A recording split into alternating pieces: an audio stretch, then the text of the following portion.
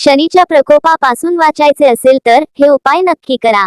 शनीला अनुकूल बनवण्यासाठी उपाय। शनीच्या बदललेल्या चालीमुळे काही राशींची स्थिती फार वाईट होऊ शकते। त्यांना त्यांच्या करिअरमध्ये अनेक चढ उतारांना सामोरे जावे लागू शकते किंवा त्यांना काही कारणाने कर्ज घ्यावे लागू शकते। अनेक राशीच्या लोकांच्या आयुष्यात शनीची ही बदललेली चाल गोंधळाची ठरू शकते।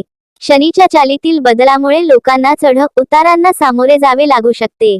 शनीच्या अशुभ प्रभावामुळे तुमच्या हातून अनावश्यक खर्च होऊ शकतो किंवा एखादी मोठी दुर्घटना घडू शकते।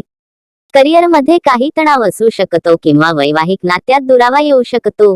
अशा परिस्थितीत शनी ग्रहाचे अनुकूल परिणाम प्राप्त करण्यासाठी काही सोपे उपाय सांगणार आहोत, जे तुमच्यासाठी विशेषतः फायदेशीर ठरू शकतात।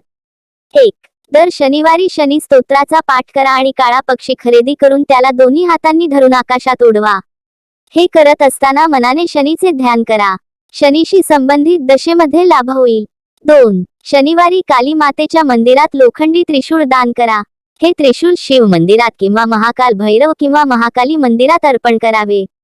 3. शनीच्या अशुभ प्रभावामुळे तुमची आर्थिक स्थिती कमकुवत असेल तर तुम्ही नेहमी शनिवारी गहू दळून घ्या आणि गव्हात थोडे काळे हरभरे मिसळा।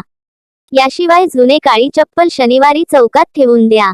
4. घरामध्ये पैसा जमत नसेल तर कोणत्याही शुक्ल पक्षाच्या पहिल्या शनिवारी 10 बदाम घेऊन हनुमान मंदिरात जावे। तेथे 5 बदाम ठेवा आणि 5 बदाम घरी आणा आणि लाल कपड्यात बांधून संपत्तीच्या ठिकाणी ठेवा। 5. शनिवारी काळे हरभरे, गूळ आणि केळी माकडांना खाऊ घाला। एका भांड्यात मोहरीचे तेल घ्या आणि त्यात तुमचा चेहरा दिसल्यानंतर ते दान करा। नारळ वाहत्या पाण्यात बुडवा। 6. दर शनिवारी 100 ग्रॅम काळी उडीद डाळ बारीक करून त्याच्या पिठाच्या गोळ्या करून माशांना खाऊ घाला। 7.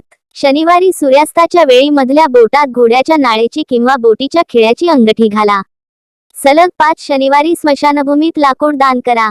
8. प्रत्येक शनिवारी काळ्या कुत्र्याला मोहरीच्या तेलाची पोळी खाऊ घाला।